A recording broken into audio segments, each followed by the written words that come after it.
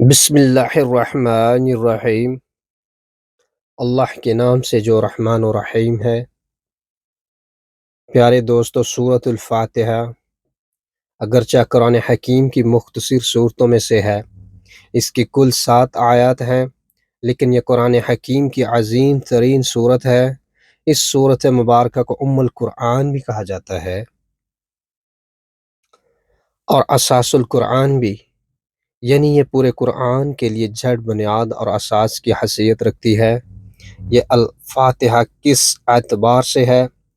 فتح یا فتح کے معنی ہے کھولنا۔ چونکہ قرآن حکیم شروع اس صورت سے ہوتا ہے، لہٰذا یہ سورۃ الفاتحہ، اس کا ایک نام الکافیہ یعنی کفایت کرنے والی ہے، جبکہ ایک نام الشافیہ یعنی شفا دینے والی ہے۔ دوسری بات یہ نوٹ کیجئے کہ یہ سورۃ مبارکہ پہلی مکمل سورت ہے جو رسول اکرم صلی اللہ علیہ وآلہ وسلم پر نازل ہوئی۔ اس سے پہلے متفرق آیات نازل ہوئیں۔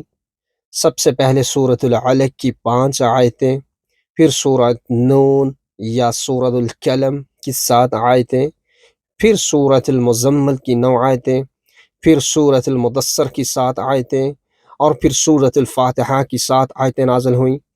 لیکن یہ پہلی مکمل سورت ہے جو نازل ہوئی رسول اکرم صلی اللہ علیہ وآلہ وسلم پر۔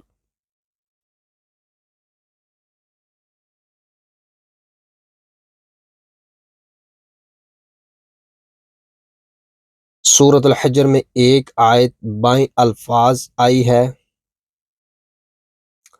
جس کا ترجمہ ہم نے اے نبی صلی اللہ علیہ وآلہ وسلم آپ کو 7 ایسی آیات عطا کی ہیں جو بار بار پڑھی جاتی ہیں، اور عظمت والا قرآن۔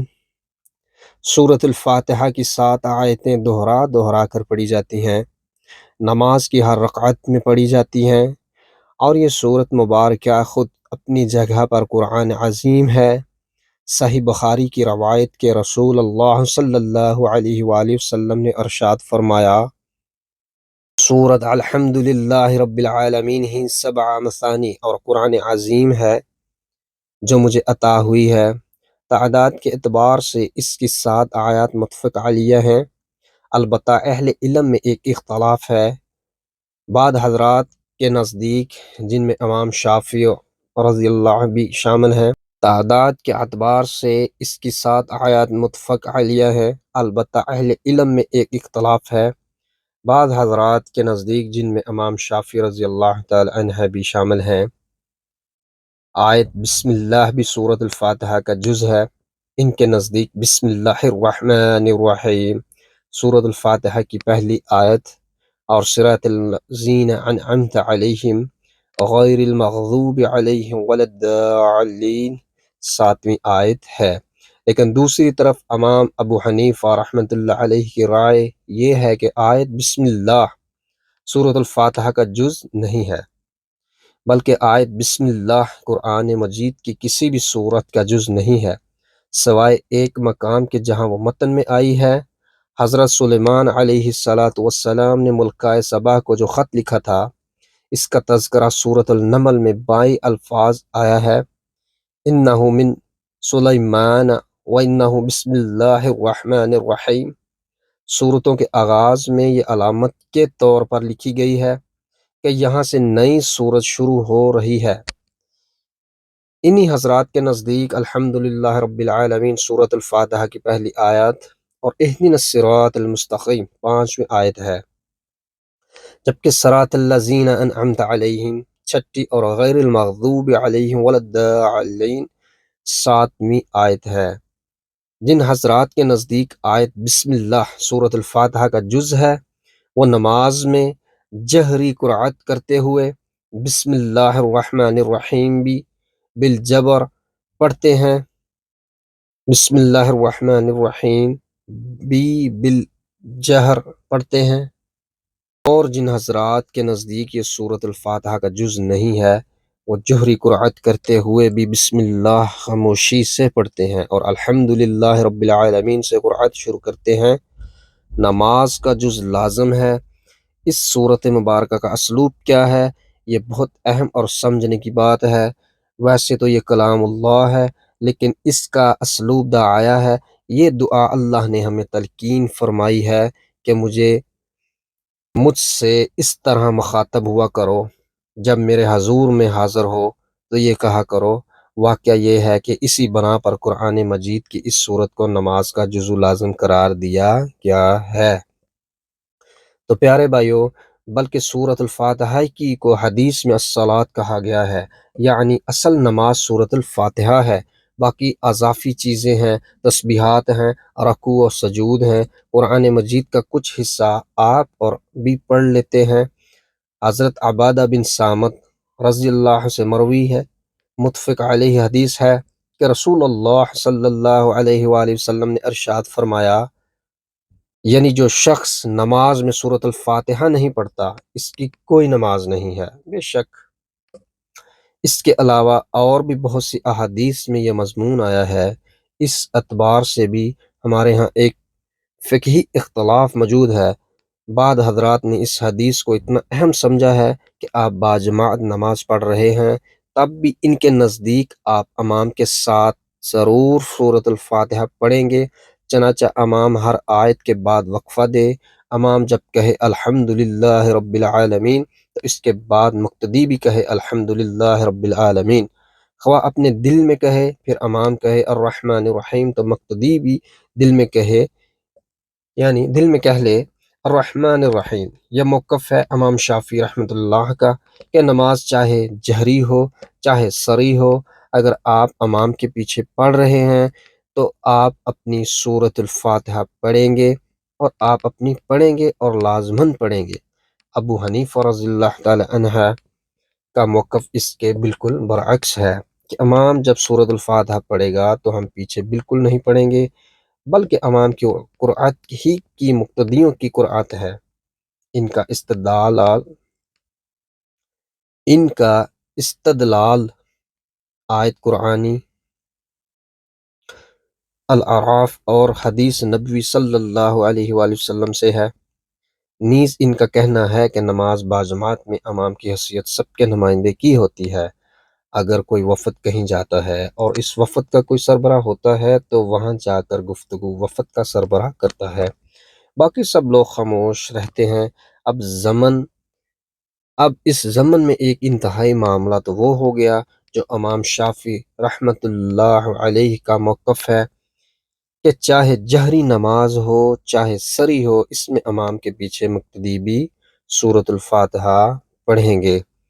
آپ کو معلوم ہے کہ ظہر اور عصر سری نمازیں ہیں، ان میں امام خاموشی سے قرآت کرتا ہے، بلند آواز سے نہیں پڑھتا، جبکہ فجر، مغرب اور عشاء جہری نمازیں ہیں جن میں سورۃ الفاتحہ اور قرآن کا مزید کچھ حصہ پہلی 2 رکعتوں میں آواز کے ساتھ پڑھا جاتا ہے۔ امام ابو حنیفہ رحمۃ اللہ علیہ کا موقف ہے کہ نماز خواہ جہری ہو خواہ سری ہو، نماز باجماعت کی صورت میں مقتدی خاموش رہے گا اور سورۃ الفاتحہ نہیں پڑھے گا۔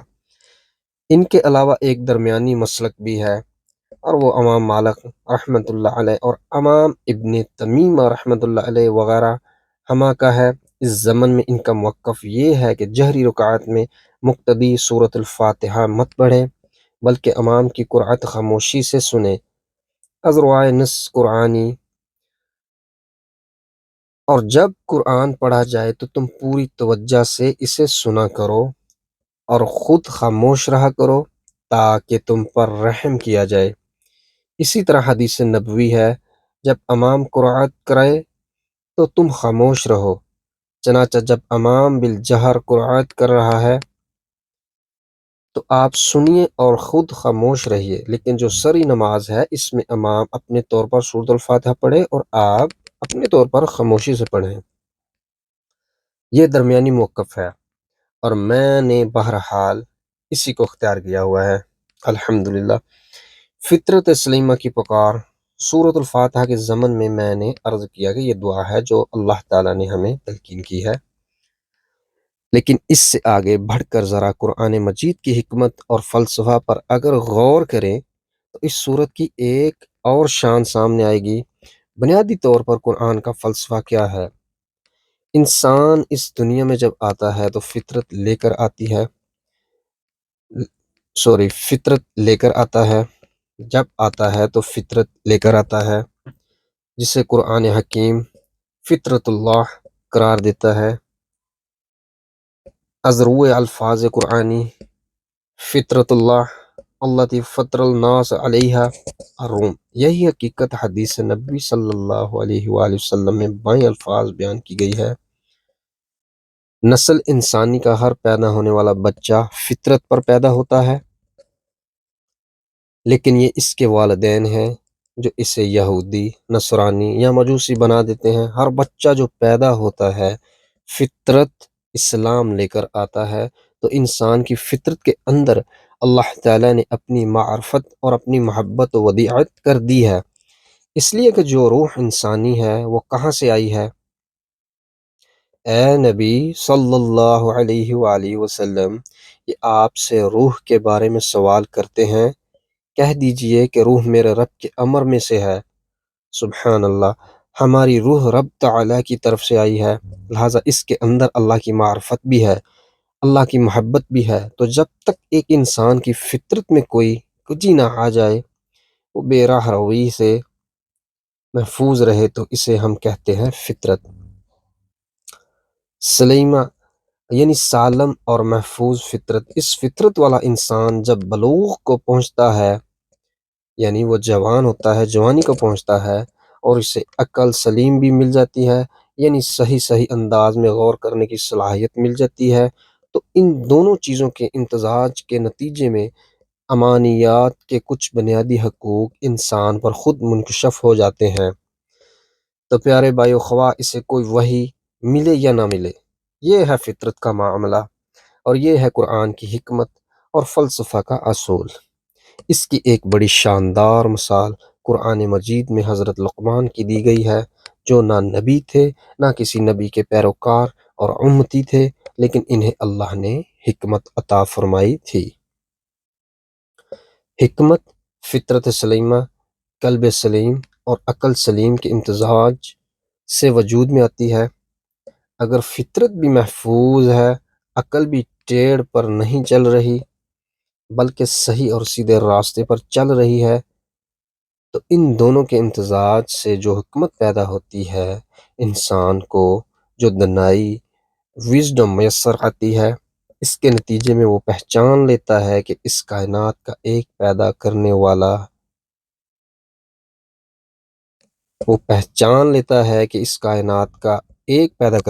ہے، یعنی وہ اللہ رب العزت، اللہ تعالیٰ ہے۔ یہ خود بخود نہیں بنی ہے، دوسرے یہ کہ وہ اکیلا ہے، تنہا ہے، کوئی اس کا ساجی نہیں۔ لا مثل، لا واللہ مثال، لا واللہ مثل، لا ولا کف اللہ، ولا ضد اللہ، ولا ند اللہ، کوئی اس کے مد مقابل نہیں ہے، اور اس میں تمام صفات کمال بتمام و کمال موجود ہیں۔ وعلی کل شیء قدیر، بکل شیء علیم، ہر جگہ موجود ہے، اور اس کی ہر ذات، اور اس کی ذات میں کوئی نقص، کوئی عیب، کوئی کوتاہی، کوئی تقصیر، کوئی کمزوری، کوئی ضعف، کوئی احتیاج قطعاً نہیں ہے۔ تو پیارے بھائیو، یہ 5 باتیں فطرت سلیمہ اور عقل سلیم کے نتیجہ میں انسان کے علم میں آتی ہیں، چاہے اسے ابھی کسی وحی سے فیض حاصل نہ ہوا ہو۔ چنانچہ آپ دیکھتے ہیں کہ چین کا بڑا فلسفی اور حکیم کنفیوشس ان تمام باتوں کے ماننے والا تھا، حالانکہ وہ نبی تو نہیں تھا۔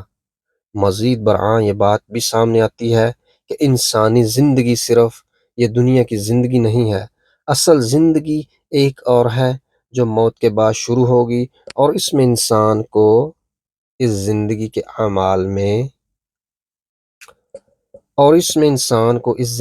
اعمال کا پورا بدلہ ملے گا۔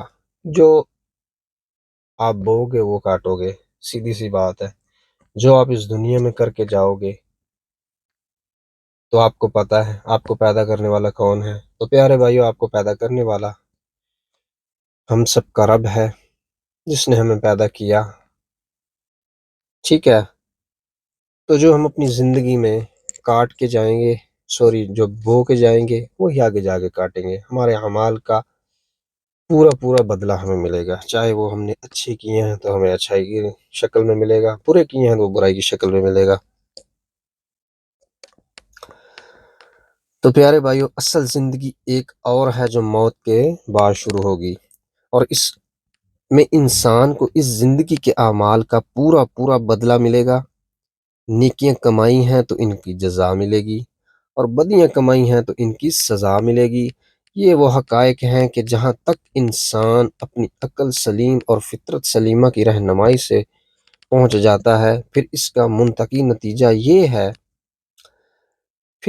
منطقی نتیجہ یہ نکلتا ہے کہ ایک ہستی جو یکتا ہے، وہی پیدا کرنے والا ہے، پروردگار ہے، علی کل شیء قدیر ہے، بکل شیء علیم ہے، وہی رازق ہے، وہی خالق ہے، وہی مالک ہے، وہی مشکل کشا ہے۔ تو اب اس کی بندگی ہونی چاہیے، اسی کا حکم ماننا چاہیے، اسی سے محبت کرنی چاہیے، اسی کو مطلوب بنانا چاہیے، اسی کو مقصود بنانا چاہیے۔ یہ اس کا منطقی نتیجہ ہے۔ اور یہاں تک کہ انسان عقل سلیم اور فطرت سلیمہ کی رہنمائی سے پہنچ جاتا ہے۔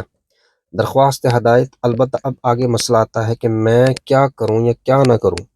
اس میں بھی جہاں تک انفرادی معاملات ہیں، ان کے ضمن میں ایک روشنی اللہ نے انسان کے باطن میں رکھی ہوئی ہے، اور اس کے ضمیر کے اندر، قلب اور روح کے اندر یہ روشنی موجود ہے کہ انسان نیکی اور بدی کو خوب جانتا ہے۔ بالکل صحیح بات ہے، ہم سب جانتے ہیں۔ اگر میں کوئی چوری کر رہا ہوں نا، تو مجھے پتہ ہے کہ میں غلط کر رہا ہوں، ٹھیک ہے؟ تو اللہ رب العزت نے ہمارے ضمیر کے اندر، ہمارے دل کے اندر، ہماری روح کے اندر یہ روشنی رکھی ہوئی ہے کہ انسان نیکی اور بدی کو خوب جانتا ہے۔ ازروائے الفاظ قرآنی، جس کا ترجمہ: قسم ہے نفس انسانی کی، اور جو اسے سنوارا، درست کیا، اس کی نوک پلک سنواری، پھر اس میں نیکی اور بدی کا علم الہامی طور پر رکھ دیا۔ ہر انسان جانتا ہے کہ جھوٹ بولنا برا ہے، سچ بولنا اچھا ہے، وعدہ پورا کرنا اچھا ہے، وعدہ خلافی بری بات ہے، پڑوسی کو ستانا بھی بہت بری بات ہے، جبکہ پڑوسی کے ساتھ خوش خلقی کے ساتھ پیش آنا انسانیت کا تقاضا ہے۔ تو انفرادی سطح پر بھی انسانیت کا تقاضا ہے، تو انفرادی سطح پر بھی انسان صحیح اور غلط، حق اور باطل میں کچھ نہ کچھ فرق کر لیتا ہے۔ لیکن جب اجتماعی زندگی کا معاملہ آتا ہے تو اس کے لیے مجبوری ہے کہ وہ نہیں سمجھ سکتا کہ اعتدال کا راستہ کون سا ہے۔ عائلی زندگی میں عورت کا مقام کیا ہونا چاہیے، عورت کے حقوق کیا ہونے چاہیے؟ چنانچہ ایک انتہا تو یہ ہے کہ دنیا میں عورت کو مرد کی ملکیت بنا لیا گیا۔ جیسے بھیڑ بکری کسی کی ملکیت ہے، ایسے ہی گویا بیوی بھی خامد کی ملکیت ہے۔ اس کی کوئی حیثیت ہی نہیں، اس کے کوئی حقوق ہی نہیں، اس کا کوئی لیگل سٹیٹس ہی نہیں، اس کے کوئی دستوری حقوق ہی نہیں۔ وہ نہ کسی شے کی مالک ہو سکتی ہے، نہ کوئی کاروبار کر سکتی ہے، اور ایک انتہا یہ ہوتی ہے کہ کوئی کلوپیترا ہے جو کسی قوم کی سربراہ بن کر بیٹھ جائے اور پھر اس کا بیڑا غرق کر دے، جیسے مصر کا بیڑا کلوپترا نے غرق کیا۔ تو یہ دو متضاد انتہائیں ہیں۔ آج ہمیں مغرب میں نظر آ رہا ہے کہ مرد و زن بالکل شانہ بشانہ اور برابر ہیں۔ اس کا نتیجہ کیا نکلا؟ فیملی لائف ختم ہو کر رہ گئی، اب وہاں صرف ون پیرنٹ فیملی ہے۔ بل کلنٹن نے سال 9 پر اپنی قوم کو جو پیغام دیا تھا، مطلب نئے سال میں اس نے پیغام دیا تھا، اس میں کہا تھا کہ عنقریب ہماری امریکی قوم کی عظیم اکثریت حرام زادوں پر مشتمل ہوگی۔ اس نے الفاظ استعمال کیے تھے: بورن وداؤٹ اینی وڈلاک۔ حلال زادہ اور حرام زادہ میں یہی تو فرق ہے کہ اگر ماں باپ کا نکاح ہوا ہے، شادی ہوئی ہے، تو ان کے ملاپ کے نتیجے میں پیدا ہونے والا بچہ ان کی حلال اور جائز اولاد ہے۔ لیکن اگر ایک مرد اور ایک عورت نے بغیر نکاح کے تعلق قائم کر لیا ہے، تو اس طرح بغیر کسی لیگل میرج کے، بغیر کسی شادی کے بندھن کے جو اولاد ہوگی وہ حرامی ہے۔ بل کلنٹن کو معلوم تھا کہ ان کے یہاں اب جو بچے پیدا ہو رہے ہیں وہ اکثر و بیشتر بغیر کسی شادی کے بندھن کے پیدا ہو رہے ہیں۔ لہٰذا پیارے بھائیو، اس نے کہا کہ عنقریب ہماری قوم کی اکثریت حرام زادوں پر مشتمل ہوگی۔ ایک قوم کی کجروی اور پیرورسین کی انتہا یہ ہے کہ انہوں نے بنیادی فارموں میں سے باپ کا نام ہی نکال دیا ہے، اس لیے کہ بہت سے بچوں کو پتہ ہی نہیں ہے کہ ہمارے باپ کون ہیں۔ وہ تو اپنی ماں سے واقف ہیں، باپ کے بارے میں انہیں کچھ علم ہی نہیں۔ اسی طرح سرمایہ اور محنت کے درمیان حقوق و فرائض کا توازن کیا ہو، یہاں بھی انسان بے بس ہے۔ سرمایہ دار کی اپنی مصلحتیں ہیں،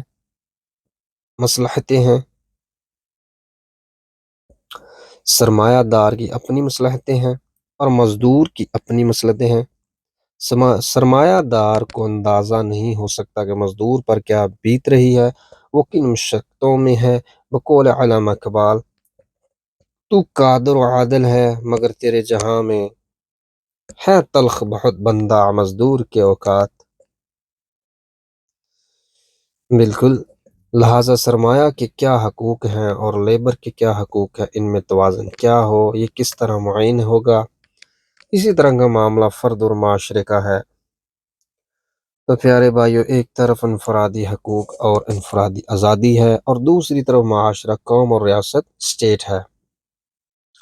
کس کے حقوق زیادہ ہوں گے؟ ایک فرد کہتا ہے میں آزاد ہوں، میں مادر ذات برہنہ ہو کر سڑک پر چلوں گا، تم کون ہو مجھے روکنے والے؟ آیا اسے روکا جا سکتا ہے یا نہیں؟ اگر اسے روک دیا جائے تو اس کی آزادی پر قدغن ہو جائے گی۔ اگر اسے کہا جائے کہ تم اس طرح نہیں نکل سکتے تو آزادی تو نہیں رہی، اس کی مادر بدر آزادی تو ختم ہو جائے گی۔ لیکن ظاہر بات ہے کہ ایک ریاست اور معاشرے کے کچھ اصول ہیں، اس کے کچھ اخلاقیات ہیں، کچھ قواعد و قوانین ہیں، وہ چاہتی ہے کہ ان کی پابندی کی جائے، اور پابندی کرانے کے لیے وہ چاہتی ہے کہ اس کے پاس اختیارات ہوں، اتھارٹی ہو۔ دوسری طرف عوام یہ چاہتے ہیں کہ ہمارے حق دوسری طرف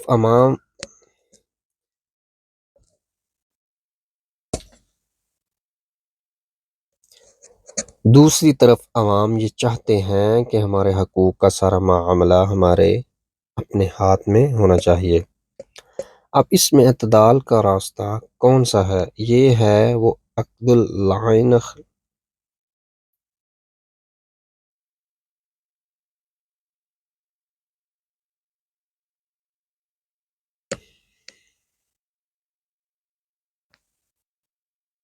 جس میں انسان کے لیے اس کے سوا کوئی اور شکل نہیں ہے کہ گھٹنے ٹیک کر اللہ سے دعا کرے کہ پروردگار، میں اس مسئلے کو حل نہیں کر سکتا، میں تجھ سے رہنمائی چاہتا ہوں، تو مجھے ہدایت دے، سیدھے راستہ پر چلا۔ میں نے تجھے پہچان لیا، میں نے یہ بھی جان لیا کہ مرنے کے بعد جی اٹھنا ہے اور حساب کتاب ہوگا اور مجھے جواب دہی کرنی پڑے گی، اور میں اس نتیجے پر پہنچ چکا ہوں کہ تیری ہی بندگی کرنی چاہیے، تیری ہی اطاعت کرنی چاہیے، تیرے ہی حکم پر چلنا چاہیے۔ لیکن اس سے آگے میں کیا کروں، کیا نہ کروں، کیا صحیح ہے، کیا غلط، کیا جائز ہے، کیا ناجائز ہے، میرا نفس تو مجھے اپنی مرغوب چیزوں پر اکساتا ہے، لیکن جس چیز کے لیے میرے نفس نے مجھے اکسایا ہے وہ جائز بھی ہے یا نہیں، صحیح بھی ہے یا نہیں، فوری طور پر تو مجھے اس سے مسرت حاصل ہو رہی ہے، مجھے اس سے لذت حاصل ہو رہی ہے، منفعت پہنچ رہی ہے، لیکن میں نہیں جانتا کہ آخر کار نتیجے کے اعتبار سے یہ چیز معاشرے کے لیے اور خود میرے لیے نقصان دہ بھی ہو سکتی ہے۔ اے اللہ، میں نہیں جانتا، تو مجھے ہدایت دے، مجھے راستہ دکھا، سیدھا راستہ، درمیانی راستہ، ایسا راستہ جو متوازن ہو، جس میں انصاف ہو، جس میں عدل اور قسط ہو، جس میں کسی کے حقوق ساقط نہ ہو اور کوئی جابر بن کر مسلط نہ ہو جائے، جس میں نہ کوئی حزن و ملال اور مایوسی اور درماندگی، ڈپریشن ہو، نہ کوئی معاشی استحصال۔